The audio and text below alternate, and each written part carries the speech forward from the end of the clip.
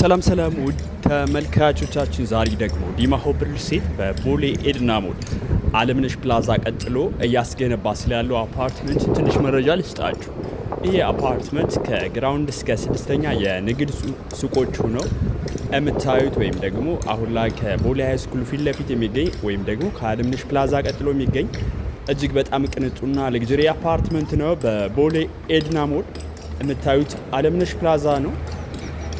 ታዲያ ይሄ አካባቢ ምናልባት ቼክ ካረጋችሁት በጣም የጦፈ የንግድ እንቅስቃሴና ጥሩ ትራንዛክሽን ያለበት አካባቢ ነው። ቦሌ ኤድና ሞል የምታዩት አለምነሽ ፕላዛ ነው ማለት ነው። አለምነሽ ፕላዛ ጋር ያሉ የንግድ ሱቆችን አይታችኋቸው ከሆነ ለተለያየ ፐርፐዝ የሚሆኑ የንግድ ሱቆችን ወይም ደግሞ ብዙ የንግድ እንቅስቃሴ በሚበዛበት ቦታ ያሉ የንግድ ተቋማት ናቸው ማለት ነው። ታዲያ ዲማ ሆፕ ሪል ስቴት ደግሞ በቦሌ ኤድና ሞል አለምነሽ ፕላዛ ቀጥሎ ከግራውንድ እስከ ስድስተኛ ድረስ በጣም የሚያማምሩ የተናጠል ዲጂታል ካርት የተዘጋጀላቸውን የንግድ ሱቆች ልክ እንደምታዩት እየሸጥን ነው የምንገኘው ማለት ነው። ይሄ መንገድ ስማርት ሮድ ነው። በእንግሊዝ ኤምባሲ እስከ ጫቃ ፕሮጀክት አለም ሲኒማ እስከ ኤርፖርት ድረስ የሚሄድ ረጅም መንገድ ነው። ታዲያ ይሄ G+24 ዩና አፓርትመንት አለን። እኛ የንግድ ሱቆችና መኖሪያ ቤት አፓርትመንቶችን በ25% ቅድመ ክፍያ የተናጠል ዲጂታል ካርት አዘጋጅተን እየሸጥን ነው የምንገኘው በቦሌ ኤድና ሞል። የንግድ ሱቆቹ ብትሰሩባቸው የምታተርፉባቸው በተከራዩ ደግሞ ጥሩ የኪራይ የምታገኙበት ኤሪያ ነው። በካሬ 5000 ብር ነው።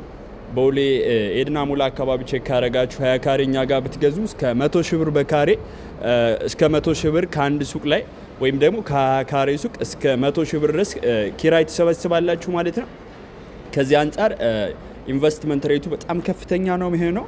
ቦሌ ኤድና ሞል ደግሞ እንደምታውቁት ብዙ ኢንተርናሽናል ተቋማት የሚበዙበት በጣም ጥልቅ ከተማ ነው። ቦሌ ኤድና ሞል በቦሌ ወይም ደግሞ ቦሌ አሉ ከሚባሉ ሰፈሮች ትልቁን የኢኮኖሚ እንቅስቃሴ የሚይዘው ቦሌ ኤድና ሞል ነው። እኛ ጋር ገስት ሃውሶች አሉ። ለገስት ሃውስ የሚሆኑ አፓርትመንቶች፣ ለኪራይ የሚሆኑ የንግድ ሱቆች፣ ጥሩ ቪው ያላቸው አፓርትመንቶችን አሁን ላይ የተናጠል ዲጂታል ካርታ አዘጋጅተን እየሸጥን ነው የምንገኘው በቦሌ ኤድና ሞል።